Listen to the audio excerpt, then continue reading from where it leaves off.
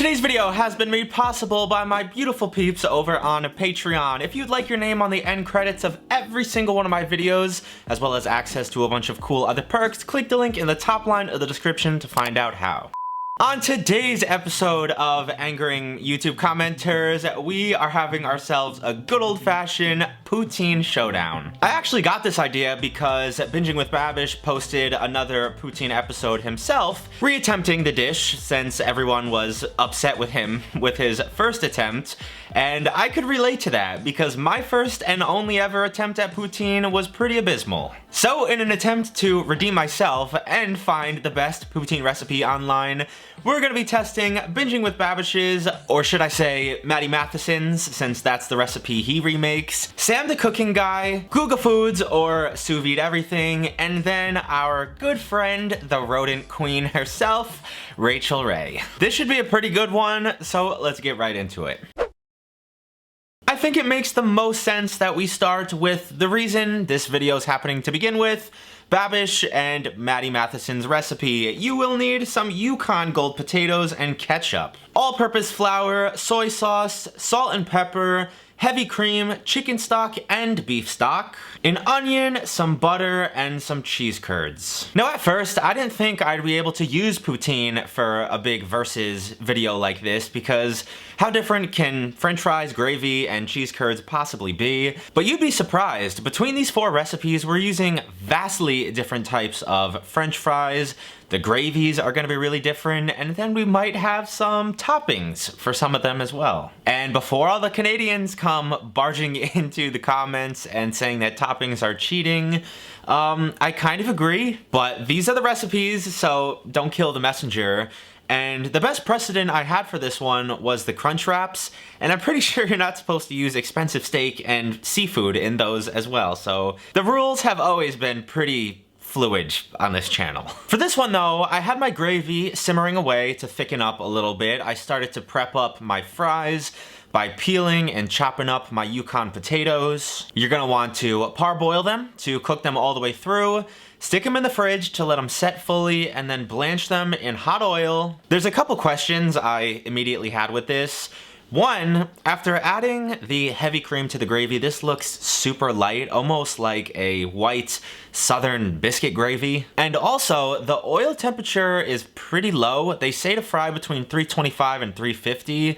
If you're only wanting to get color on the outside, since these are cooked all the way through, why wouldn't you just crank up the temperature even more and just blanch them for like a minute? It took me like 4 or 5 minutes just to get this amount of color on mine. So I'm just hoping they're not gonna end up overcooked, but we shall see. And with that, I believe it's time to start assembling our plate. Not one, but 2 layers of our french fries, our cheese curds, and then a healthy helping of gravy to top it all off. This looks like a pretty damn strong start to the day, so let's give it a shot. Not that I have a lot to compare it to based on my last attempt, but this looks pretty damn good. This is such a great food. Shout out to whoever came up with this. It's just so salty and addictive. It's got richness, it's got depth of flavor. Who doesn't love an excuse to just eat mouthfuls of like cheese and gravy?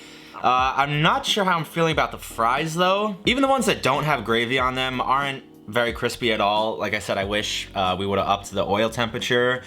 And the ones that are in the gravy are basically just like complete soggy messes. It tastes delicious, but any essence of like crunch whatsoever is just gone. I need to stop before I eat this whole thing.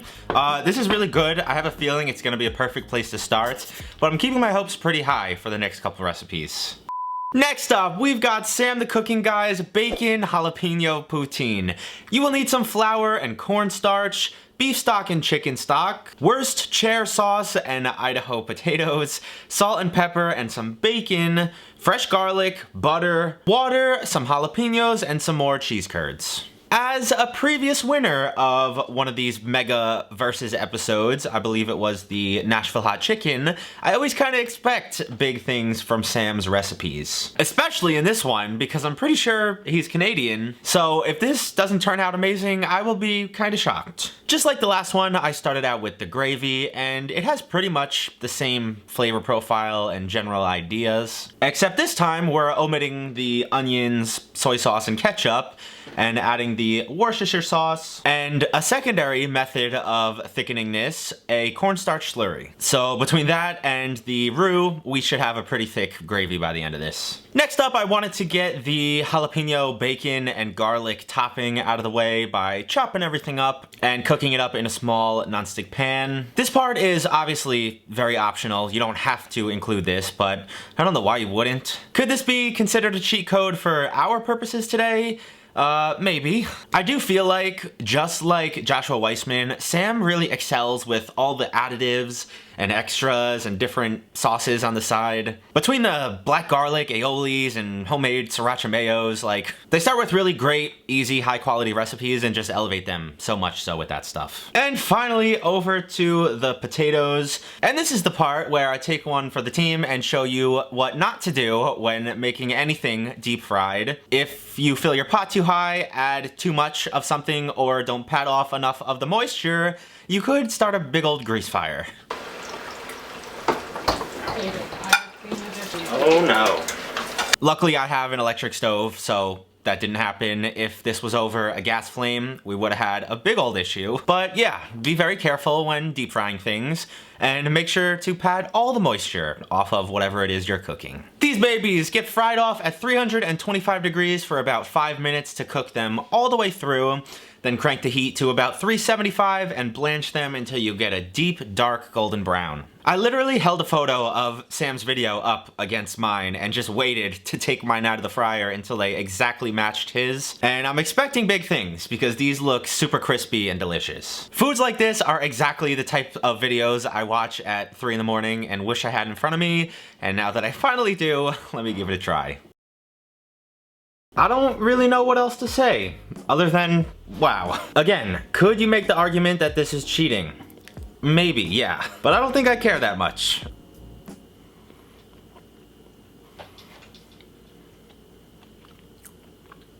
Wow.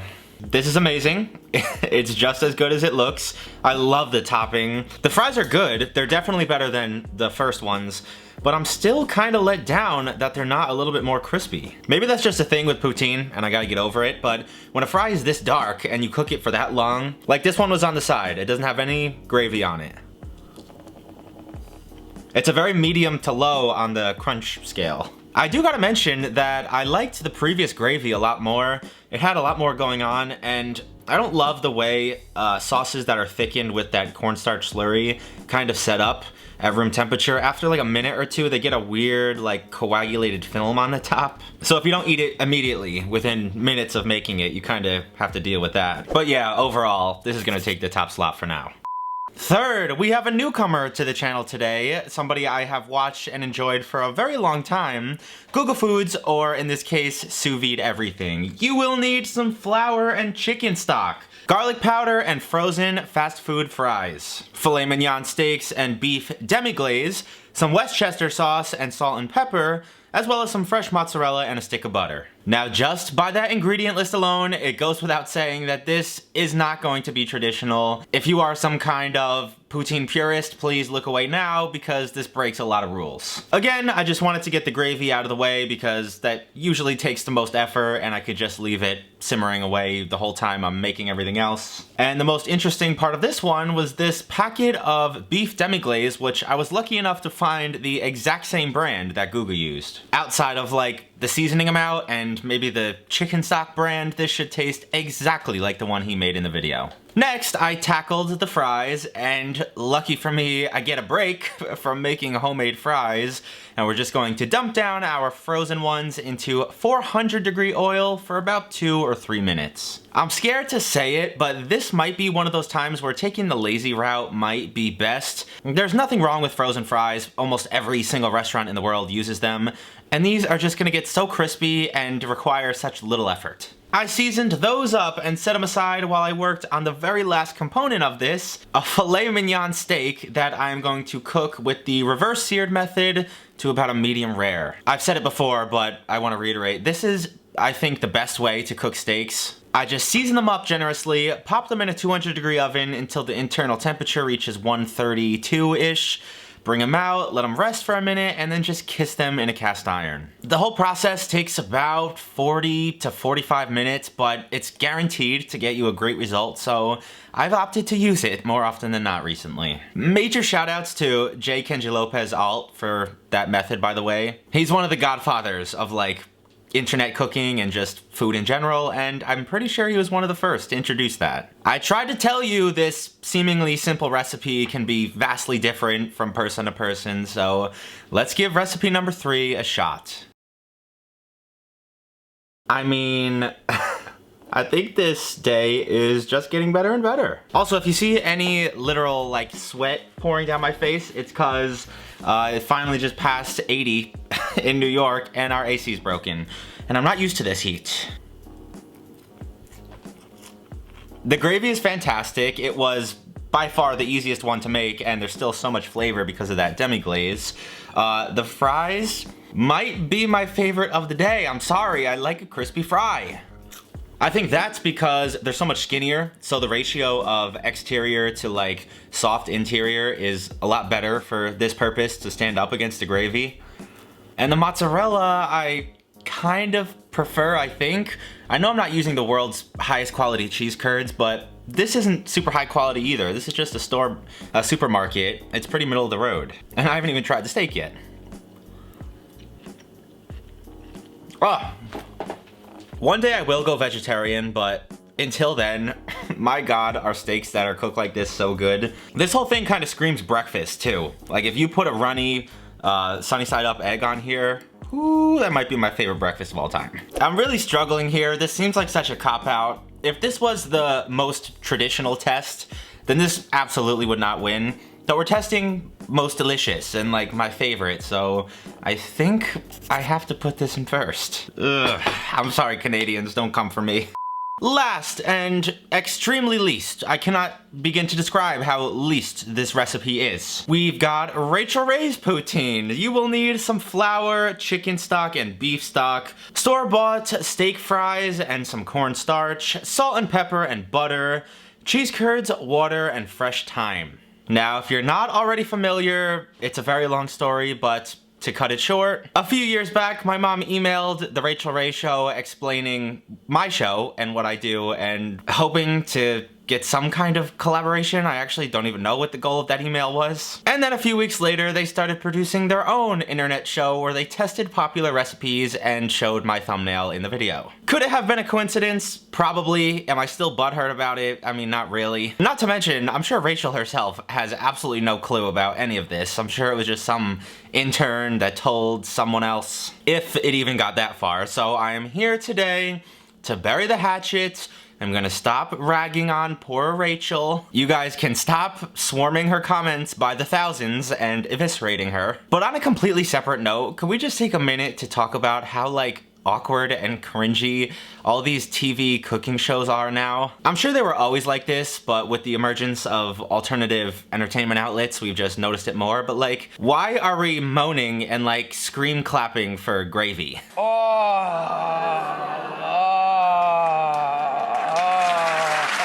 Like Janet and Jacqueline look like they're being held at gunpoint to clap for this woman. Maybe I'll never stop poking fun at Rachael. It's kinda entertaining. As far as the actual recipe, you've gotta bake your store-bought french fries to whatever the package says. And then, for the first time today, we have to load on the cheese and then melt it before it gets any gravy or anything else. I can't say this looks bad. It almost looks like one of the best things I've made in the last few weeks. So let's give our fourth and final recipe on the day a shot. I mean, it definitely looks pretty and very appetizing, I'll give it that. This is disgusting. Put her in last place, get this over with, close it out. I'm just kidding. It's pretty good. There's nothing to not like about it. I like the addition of the thyme. I will say, if you have very fresh cheese curds, Don't do this. It kind of defeats the whole purpose. Half the reason you like cheese curds in this recipe because of that squidgy kind of squeaky resistance that this kind of cheese gives you. The gravy is not bad, but it's as basic as you can possibly get. It just tastes like you're drinking a chicken or beef stock that's been slightly thickened. And the fries are the worst of the bunch. They're just so big that it's impossible to hold on to that crunch. All in all, not a bad day. I buried the hatchet and ended a feud that only one half of the parties involved knew about. And I got to eat some pretty delicious food, so it's a win-win. But I hope you guys enjoyed today's video. If you did, leave me a big old like. Don't forget to let me know down in the comments what you want to see me make next week. Sorry for any like lip sweat or forehead drips you saw throughout this. I'll get the AC working by next week. Other than that, have a fantastic weekend, and I will see you right back here next time. Peace!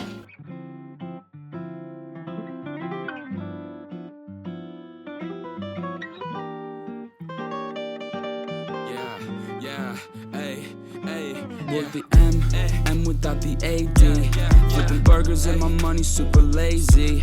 Try and make a meal tonight, they ain't paying me. Try and supersize my life with my 18. Yeah, our style wasn't wavy, but we had a vision.